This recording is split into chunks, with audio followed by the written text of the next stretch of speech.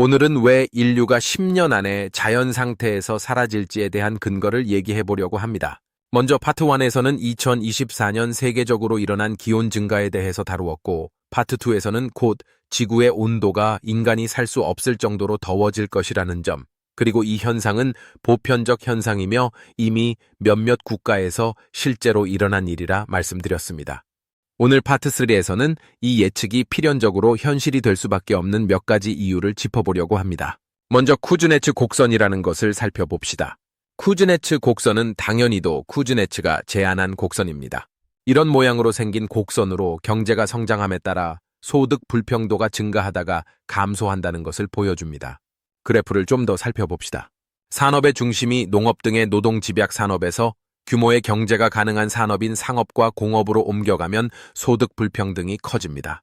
축적된 자본은 더 큰 공장과 더 효율적 노동을 가능하게 하고 이는 더 큰 소득으로 이어집니다. 그러니 산업이 발달할수록 가진 자와 못 가진 자의 차이는 더욱더 커질 수밖에는 없습니다. 그러나 산업이 어느 정도 고도화되고 나면 불평등 지수는 다시 감소하게 됩니다. 여러 이유가 있겠지만 두 가지 이유만 생각해 보겠습니다.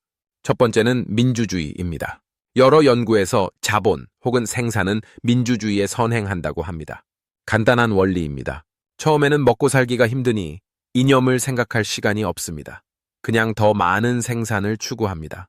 전체 파이 자체가 모두가 먹기에 너무 작으니 일단 파이를 늘리려고 하는 것이지요.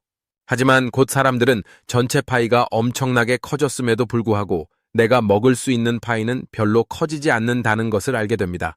그때부터 파이를 키우는 것만큼 파이를 나누는 것을 중요하게 생각하게 됩니다. 그래서 평등의 개념에 대해 고민하게 됩니다. 평등의 개념은 분배를 어떻게 할 것인지에 대한 중요한 개념입니다. 이 개념에 대한 기준을 어떻게 잡느냐에 따라 자본주의, 민주주의도 될 수 있고 공산주의도 될 수 있는 것이죠. 여튼 어떤 이데올로기가 되든 이전보다 배분을 더 원하게 됩니다. 두 번째 이유는 공공재입니다. 국가의 산업이 발전해 먹고 살만해지면 국가는 세금을 통해 공공재를 강화하려고 합니다. 쉬운 말로 복지가 강화되는 것입니다. 여튼 이런 이유 때문에 국민 소득이 올라가면 불평등 지수가 높아지다가 다시 낮아집니다. 이런 현상은 전 세계에 나타나는 공통적인 현상입니다. 근데 왜 쿠즈네츠 곡선에 대해 설명을 했을까요? 쿠즈네츠 곡선을 변형한 환경 쿠즈네츠 곡선이라는 것이 존재하기 때문입니다. 초기에는 농촌과 도시, 산업 부분 간의 소득 격차가 커지지만 경제가 성숙 단계에 이르면 소득 분배가 개선되고 불평등이 감소하는 것이라 했습니다. 이 곡선을 소득 불평등 대신 환경으로 바꿔 적용할 수 있다는 이론이 환경 쿠즈네츠 곡선입니다. 그림과 같이 환경 쿠즈네츠 곡선에서의 X축은 원래와 같이 국민 소득이지만 Y축이 다릅니다. Y축은 불평등 정도에서 환경 오염 수준으로 바뀌었습니다. 역시 경제 성장에 따라 어느 정도 수준까지는 환경이 악화되지만 그 지점을 지나면 소득 수준이 높아질수록 환경 오염 수준은 내려가는 것을 볼 수 있습니다. 살만해지면 깨끗한 세상을 원한다는 것이지요. 앞서 말한 것처럼 살만해지면 정부가 공공재에 투자를 하게 됩니다. 이 공공재에는 공원이나 산림 등도 포함됩니다. 또 산업 발전을 위해서는 전력이 필수적인데 경제 성장 초기에는 클린 에너지를 사용하기 힘듭니다. 효율성 면에서 화석 연료를 따라올 수 있는 에너지원은 존재하지 않습니다. 어떻게 보면 너무나 당연한 말이지요. 경제 성장기에는 효율적인 화석 연료를 사용할 수밖에 없습니다. 원자력을 사용하기에는 기술과 예산이 부족하고 급속도의 성장을 추구해야 하는 상황에서는 그냥 화석 연료가 답입니다. 이미 성장이 프론티어에 달한 국가들만이 살만하니 효율적 에너지보다 자연 친화적인 풍력, 수력, 태양광 등에 관심을 가지게 되는 것입니다. 경제 성장 초기에는 환경 오염이 심하지 않다는 것도 하나의 요인입니다. 참는 것이죠. 이때는 자연 환경이 매우 좋을 때라 조금 오염돼도 사람들이 충분히 견딜만 합니다. 이론적으로 이렇게 될 수밖에 없는 것은 한계 체감 법칙 때문인데 주제를 넘어서니 일단 넘어갑시다. 환경 쿠즈네츠 곡선의 관점으로 본다면 Developing Nation들이 가장 중요한 이슈가 될 것입니다. 특히나 그 국가의 규모가 크다면 그 나라가 현재 쿠즈네츠 곡선에 어디에 있는지가 앞으로의 환경오염, 지구온난화 추세에 매우 큰 요인으로 작용할 것입니다. 감이 오신 분들이 있으실 겁니다. 바로 인도와 중국에 대한 말을 하기 위한 빌드업이었습니다. 인도와 중국은 과연 어느 지점에 있을까요? 아주 중요한 포인트입니다. 당연히 왼쪽 편입니다. 게다가 두 국가의 인구를 합치면 30억이 넘습니다. 현재도 지구 에너지 소비량의 절반을 이 두 국가가 차지하고 있습니다. 환경 쿠즈네츠 곡선이 맞다면 이 두 나라의 환경 오염은 앞으로도 더 심화될 것이라는 것이죠. 이들은 아직 화석연료를 사용하지 않을 수 없습니다. 아직 산업화가 끝나지 않았기에 앞으로도 가야 할 길이 많이 남아 있습니다. 경제적으로 효율적이만 기후에 치명적인 석탄과 석유가 아주 많이 필요하다는 것이죠. 중국의 대도시로 여행을 가보면 대기질이 너무나 안 좋아서 100m 앞도 보기가 어렵습니다. 이 현상이 앞으로는 더 심화될 예정입니다. 인구가 많은 다른 나라의 사정도 크게 다르지 않습니다. 국가별 인구 순입니다. 중국과 인도가 인류의 반이네요. 그리고 1위부터 20위까지 어떤 나라들이 있는지 한번 살펴봅시다. 인도네시아, 인도 바로 옆에 있는 파키스탄, 세계 최대의 밀림을 가진 브라질, 역시 인도 옆에 있는 방글라데시.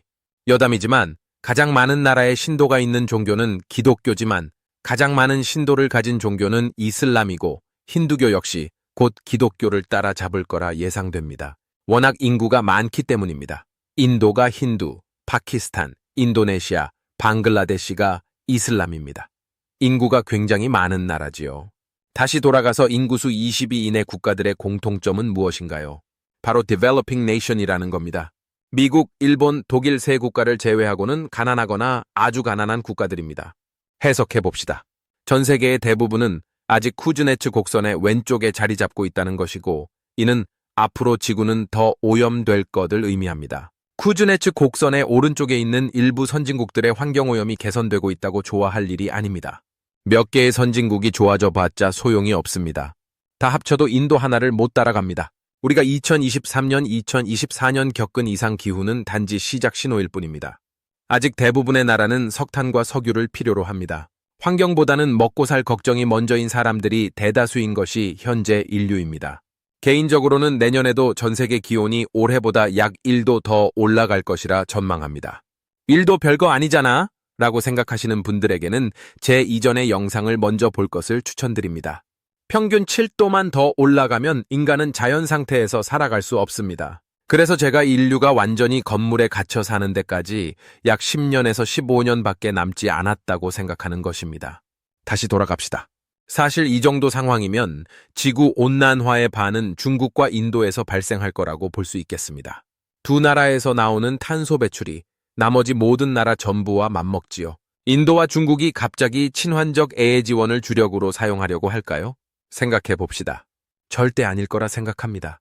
지금 두 나라가 태양광이나 풍력을 주요 에너지원으로 사용한다는 것은 스스로 경제 성장을 포기한다는 말고 같습니다. 그럼 다른 문제 의식을 가지고 있으니 국제적으로 규제를 강화하면 되지 않나? 라고 생각할 수도 있습니다. 그러나 배고픈 놈이 뭐가 보이겠습니까? 가난 때문에 굶어 죽고 있는 상황에서 다른 나라의 입김이 신경이나 쓰일까요? 그냥 남이야 뭐라 하든지 계속 효율적인 석탄과 석유를 태울 수밖에 없습니다. 다른 속담이 있습니다. 화장실 들어갈 때랑 나올 때가 다르다. 지금 선진국에 반열에서 있는 나라들은 어떻게 발전했을까요? 탄소 배출을 최소화하려는 나라들은 누구일까요? 그들이 온난화를 처음 시작했던 국가들입니다. 산업화, 현대화 시기에 석탄과 석유를 미친 듯이 썼던 나라들이지요. 그러니 지금 따라가는 인도와 중국을 포함한 여러 개발국 입장에서는 전형적 사다리 치우기로밖에 보일 수밖에 없습니다. 잠시 사다리 치우기에 대해 간략히 설명하자면 자유무역과 보호무역에 관한 용어입니다. 현재 선진국에 들은 국가는 자유무역을 주장하지만 사실 이들은 보호무역으로 성장했습니다. 자기가 사용한 사다리, 즉 보호무역을 다른 국가가 쓰지 못하게 하는 것입니다. 이런 맥락에서 사다리 치우기라고 합니다. 일반적으로는 기술 혹은 생산성이 높은 나라는 자유무역이 유리하고 총요소 생산성이 낮은 국가는 보호무역이 유리하다는 것이 일반적입니다. 좀 더 과격하게 생각하시는 분들은 그럼 강제로 못 쓰게 하면 될 거 아니냐. 인구가 적어도 군사력 순위는 경제력에 비례하니 미국을 포함한 몇 개 나라만 나서도 강제적으로 석유, 석탄을 못 쓰게 할 수 있다라고 생각할 수도 있습니다. 하지만 이는 제3차 세계대전을 의미합니다. 굳이 설명을 해야 되기도 하지만 인도의 핵무기만 120개입니다. 중국은 400개를 보유하고 있고 파키스탄이 약 150개, 북한도 30개 정도 보유하고 있을 거라고 예측합니다. 러시아도 경제가 바닥으로 가고 있는 동시에 추운 날씨 때문에 석유를 사용하지 않을 수 없는 나라인데 약 5,900개를 가지고 있지요. 미국의 핵을 폰친 200개 정도 가지고 있고 가용 효율이 좋다고 해도 아무런 의미가 없습니다. 싸우면 양쪽 다 그냥 전멸입니다. 싸우는 의미가 없지요. 어느 쪽이든 핵 버튼을 누르는 순간 우리는 영화 매드맥스 속에서 살게 될 겁니다. 누군가 미치지 않는 이상 일어나지 않습니다. 그래서 강한 것보다 잃을 게 없는 것이 더 무섭다라는 말이 있지요. 이 구역에 미친 분처럼 무서운 게 없습니다. 국제적으로 그 미치신 지도자들이 몇 분 있으신데요. 누군지는 말하지는 않겠습니다. 말하면 안 될 것 같군요. 핵전쟁은 너무 과한 거 아닌가라는 질문은 할 수 있습니다. 네, 과한 게 맞습니다. 그러나 화석연료 사용 제한을 할 수는 이유는 핵전쟁이 아니라도 충분히 많습니다. 먼저 당연히 석유 수출국들이 반대하지 않겠습니까? 그럼 누가 화석연료를 많이 생산하고 수출할까요? 아마 많은 분들이 중동 지역 중 한 국가라고 생각할 것입니다. 통계마다 조금씩 차이가 있긴 합니다만 1위 국가는 미국입니다. 미국은 2018년 이후 세계에서 가장 많이 원유를 생산하는 나라입니다. 2020년 기준 하루 1,860만 배럴의 원유를 생산해 사우디아라비아, 러시아 등을 제치고 원유 생산국 1위를 차지했습니다. 중동국 중심의 석유 수출국 기구 오펙 전체만큼 원유 파워가 생기지 않았냐는 말도 나왔습니다. 미국은 세계 3위의 석탄 생산국이기도 합니다. 미국이 중동 지역을 앞지르는 데는 셰일가스가 큰 역할을 했습니다. 그냥 파본이 있더라. 그게 미국입니다. 천조국의 위험이 느껴지시나요? 미국에는 실리콘밸리와 월스트리트만 있는 게 아닙니다. 미국은 자원 대국입니다. 그래서 자원의 비극도 미국에게는 적용이 될 수 없었지요. 세계에서 화석연료가 가장 많은 나라가 미국인데 과연 인류가 화석연료를 버릴 수 있을까요? 미국이 아니라도 천연가스 생산 순위를 보시면 순위대로 미국, 러시아, 이란, 캐나다, 카타르, 중국이군요. 미국, 러시아, 중국이 순위에 들어간 이상 천연가스에 대한 규제는 불가능합니다. 심지어 오일 파워로 살아가는 모든 중동의 국가들이 스스로 오일을 사용하지 말자고 주장한다 해도 미국, 중국, 러시아가 반대하면 그만인 것이죠. 정말 극단적으로 석유를 수출하지 않기로 해도 문제입니다. 다른 Developing Nations가 가만히 있지 않을 겁니다. 자국만의 기술력으로 원자력 발전소를 지을 수 있는 나라는 10손가락 안에 꼽힙니다. 수력이나 풍력, 태양광은 효율이 너무 떨어집니다. 자연에너지가 석유보다 효율적이려면 너무나 많은 시간이 남았습니다. 사실 가능할지도 의문입니다. 간단히 생각해 보면 됩니다. 돋보기로 색종이가 탈 때까지 기다리겠습니까? 라이터로 태우겠습니까? 쉽죠?